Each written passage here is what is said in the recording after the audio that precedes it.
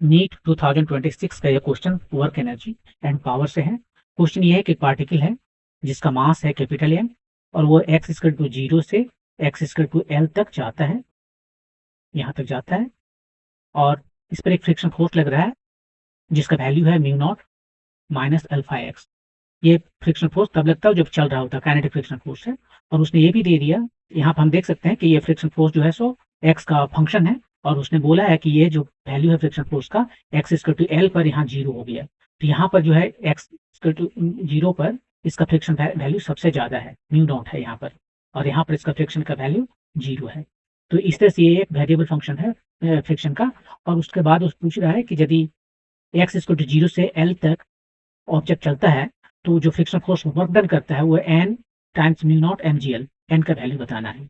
तो देखिए जैसे कि यहाँ पर दे दिया है कि म्यू के का वैल्यू एक्स का फंक्शन है जो mu not minus alpha x है, तो इसका मतलब ये लीनियर फंक्शन है, 1 डिग्री का फंक्शन है, लीनियर फंक्शन है। तो एफ का वैल्यू जो mu naught mu M G होता है वो ये हो जाएगा, ये लीनियर है तो ये भी लीनियर हो जाएगा।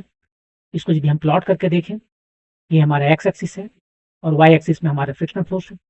एट एक्स इक्वल टू 0 पर कितना फ्रिक्शन फोर्स होगा, एट एक्स इक्वल टू 0 पर ये म्यू का वैल्यू म्यू नॉट हुआ, तो ये म्यू नॉट एम जी हुआ, और माइनस में लिख रहे हैं क्योंकि फ्रिक्शन फोर्स है।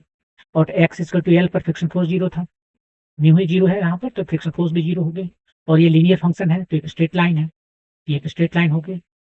और ये दोनों को यदि हम मल्टीप्लाई करते हैं फ्रिक्शन फोर्स टाइम डिस्प्लेसमेंट तो ये होता है work done by frictional force. तो ये हमें एरिया जो इसको मिलेगा, ये जो एरिया है वो देगा work done by frictional force. और इसका एरिया निकालना आसान है क्योंकि एक ट्रेंगल है और ट्रेंगल का एरिया होता है हाफ टाइम्स बेस, बेस जो कि एल है, और ये हाइट जो कि म्यू नॉट एम जी है। और इस तरह से हमें मिल गया mu naught M G L by 2। और इसको यदि कंपेयर करें वो एक्सप्रेशन जो क्वेश्चन में दिया हुआ है उसके साथ, तो हमें एन का वैल्यू मिलता है हाफ। यही आपका आंसर है जो कि ऑप्शन नंबर 4 है।